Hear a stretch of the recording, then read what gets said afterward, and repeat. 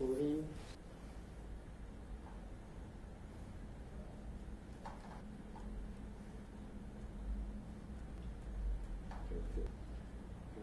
First of all, Mr. Kurtis, thanks for asking. A great idea.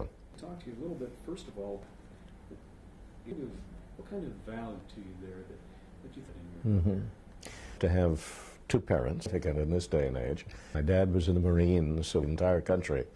You also had to and leave them quickly. It is that you don't make deep or lasting friendships, but it creates someone who is made for the ability. In the industry, a situation, and so I think in the Kansas, so I was able to go to law school in the state. Small town values system of a small town. You know, it's hard to find these days. Two parents, two on your life, a preacher, you had a football. Me, kind of lessons in that. One of the I learned was trying to make. I remember setting my mind, concentrating, and tried again and again and again, and break. But life success, final successes, and confidence. Law school, oratory awards, mission, little victory, Marine Corps boot camp, then you begin a confidence, I think, man or a person. And this is simple.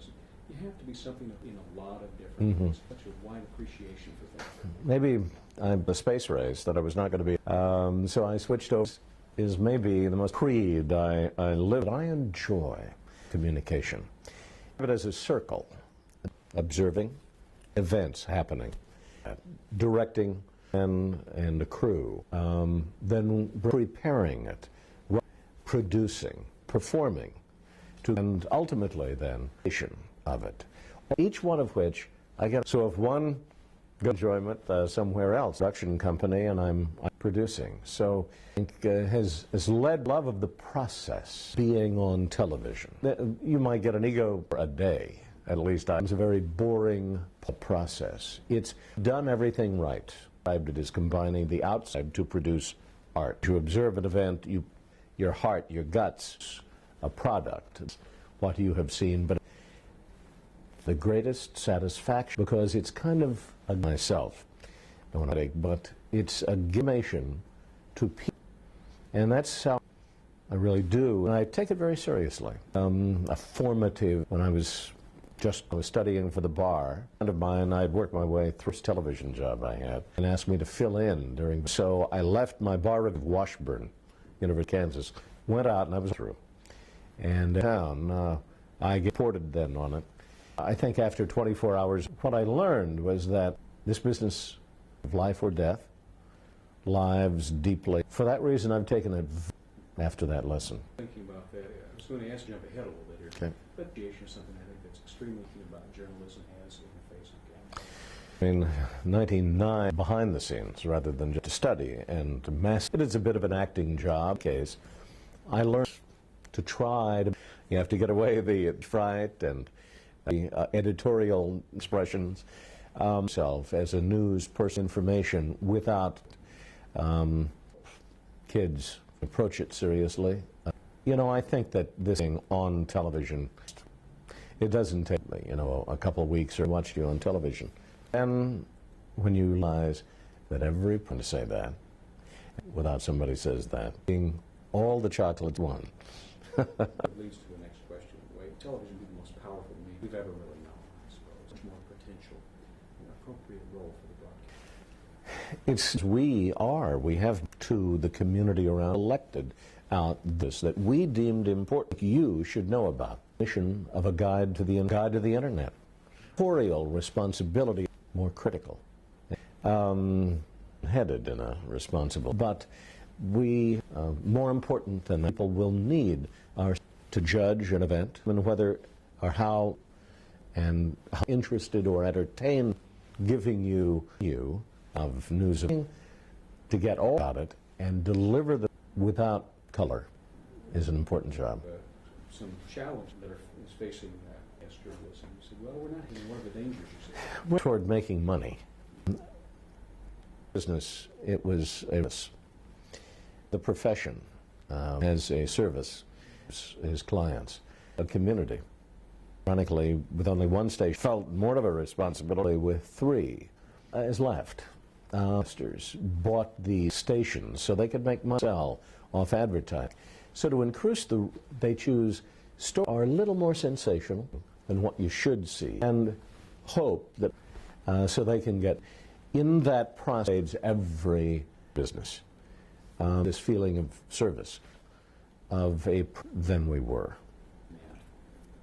And should speak in many ways. Viewers, 200 viewers with black vote every night. We know what they are watching are accurate. Should write in. Viewers should call. Viewers will say, "Oh, I watch PBS situation comedy, on the net." Or left. Stop and think. The conclusion to draw is that once the troll watch the soap opera talk shows and please and the shows, then they do has to watch the documentary. But their viewing habits and an owner that they made more documentaries. What's your role? Help somebody. It's a lot of professions. Just today I came from a lunch of years ago of a little girl during the orphan. Name was Fenty Mott. It changed when she landed at O'Hare. Harris's of South Bend. Suddenly Pamela Jean, girl. She was when she left. Now, and she's very voice. Has no conception of how to been Vietnamese. So she looks Vietnamese, and, well, I want to go back with you to Vietnam. So, I mean, that's feel like a grandfather. You I think, are very interesting. I appreciate what you obviously see television. I think it's and if you start education, Main Street to the news, have changed more lives in the 20th century. Specifically, to lead the video revolution classroom. Because I was just in Bolivia, a New Explorers show. Education, he said, this would be one problem is many of our schools can't play VC, much less VC. And I said, well,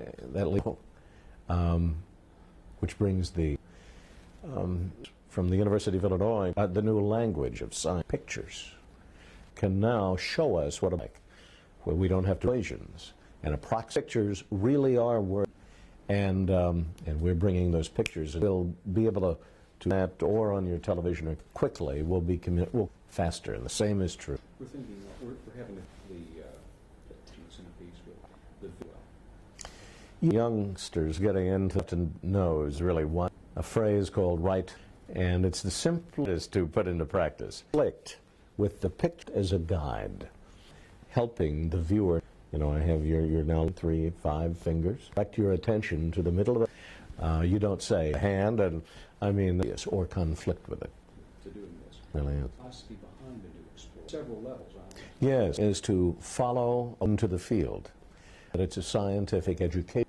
Third level, and it's the scientist observes, hypothesizes, and sits this way. But I've got to go into the field to gather data, and then we conclude. Level, in an end, it's a plot story. And there, my philosophy of teaching, in which we have, as a scientist, see delivery, context, science, and in that context, you can fasten in all words you were forced to memorize the minute you walk out the door. Be the scientist, scalpel. Remember it. This into a curriculum experience, starting in Chicago. 50,000 students using 1,000 around the country. We feel that with teachers, and you have to teach the teacher, and then you put it in the class tape, and then the teacher, so you really them both ways, and then is a field in which they take what they have learned to a local partner. Lucky we have field museum, aquariums, and every town has a police, so one of our partners. The science of how to solve a crime around us, and I think you can go to utility, learn how it's created, and how it to create a simple car of science classes. Engaging kids. Now, we work a lot in the, and first of all, then you have to, teachers that guarantee you of absolute silence. You will have a teach. And the teachers are, and my only worry is that is fast enough to give to them onto one person's seminars.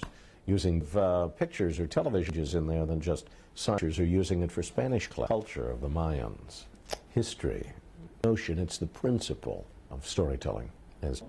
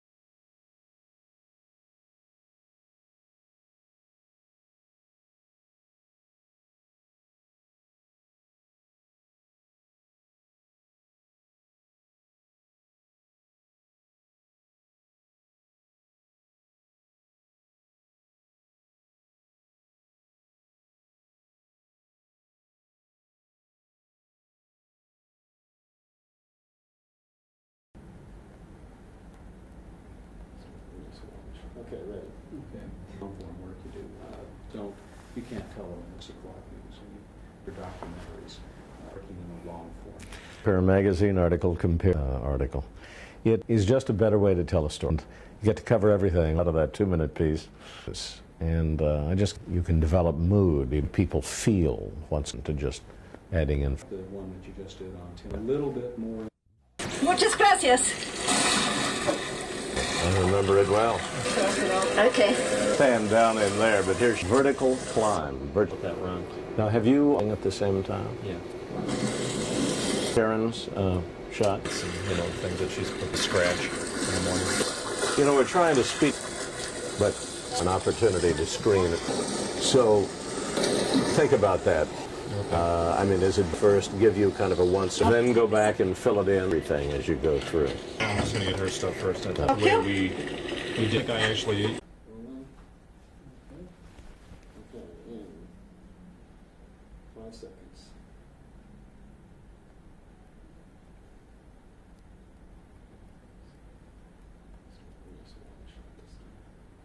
Okay, ready. Okay. I'd like to talk about some of the long form work you do.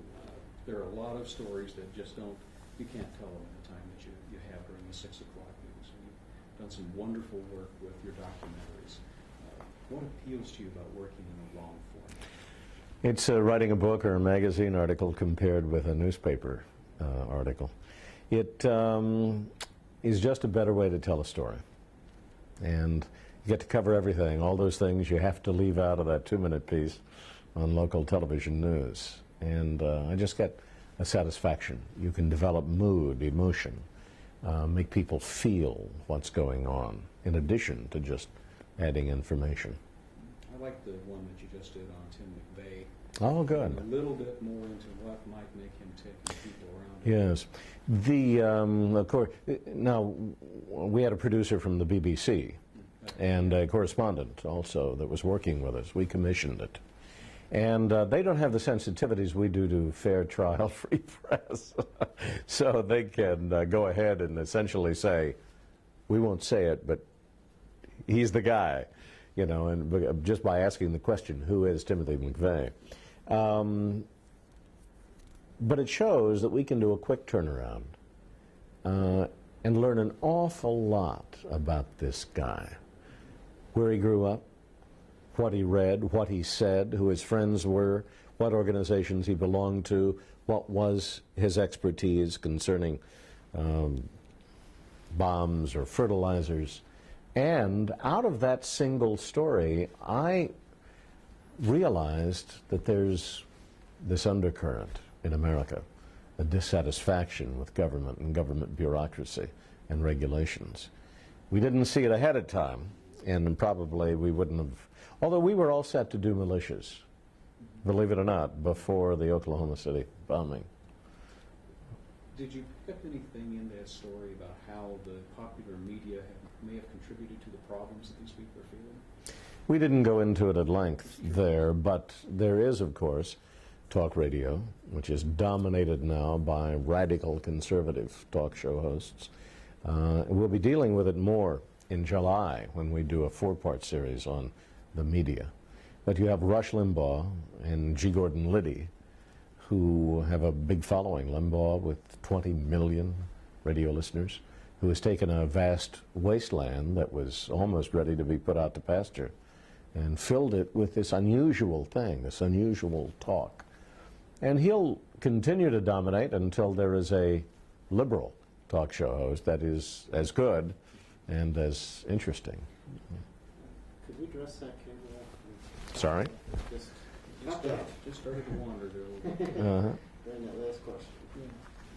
If I could follow up on that, as a, if you will, a more traditional broadcaster, someone who's you grew up under the fairness doctrine, and I would suspect as a lawyer, you're with rules of evidence. How do you feel about people like that who are obviously pitchmen for an idea or a cause? I can't do it. They're entertainers more than news people or journalists. Hope they're not holding themselves out to be journalists. They're entertainers, and they want, again, viewers equals money, equals advertising. I draw the line at evidence. I mean, these people will purvey half-truths and use them to then very authoritatively sound like they actually know something. He picked up on a Dixie Lee Ray book about ozone, in which she was trying to say that the scientific community doesn't really have the evidence, and thrashed the poor ozone issue until you would have thought that the whole government was engaged, and the scientific community, in a conspiracy to somehow pull the wool over our eyes. What motive there is, I don't know. And the problem is, 99% of the scientists who are investigating the ozone problem agree that there is a problem, and CFCs, man-made chemicals, are there at the bottom of it. Now, not to adequately represent it in the proportion, you know, it's the same criticism, I suppose, that's leveled at us when we show two people with a banner in front of a college hall, you know, and don't show the 30,000 that are going peacefully to class. I'd like to sort of move toward wrapping up. As you think about your career, what sort of legacy would you like to leave when people sit down and consider the work of Bill Kurtis? Well, I'm a straight man. I'm a straight reporter. I've always thought of myself not as an anchor man or anything other than a guy who's going to tell it down the middle. I've shaped my whole life and my personality and image, I think, like that. Not an advocate. Somebody who tried very hard to accurately portray the facts. Somebody's got to do it, as my hero Walter Cronkite says, and it might as well be us. I hope that I'm also remembered as a producer who was able to do the three things you have to do for long-form television. That's one, get financing, produce a product, and then distribute it. And it's difficult because documentaries don't make money. So it's a labor of love here. It's a mission maybe to pursue the process that I love, this process of communication. I do feel that that I'm on a mission to contribute something to people's lives. I'd like to ask you also, when you learned that you were being nominated to the Lincoln Academy, I guess I'm asking that question you don't want to ask. How did you feel? Yeah, what was going through your mind when you're being in the same company, let's say, Nobel laureates? Yeah. I thought, how did I get on this list? Maybe they ought to go back and give me a recount.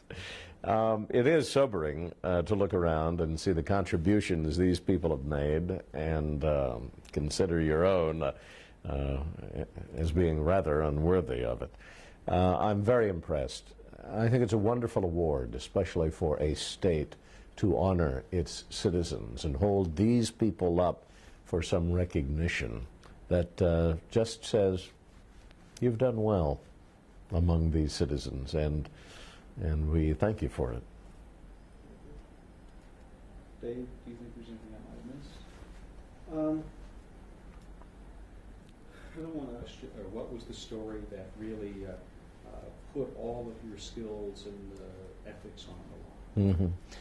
Well, I'm always hoping it's the next story, because the thrill of knowing that you've got a big one will carry you for a long time. That's my high. But I think to review back on stories past, and incidentally, I have one of those stories right now that I can't tell you about for competitive reasons.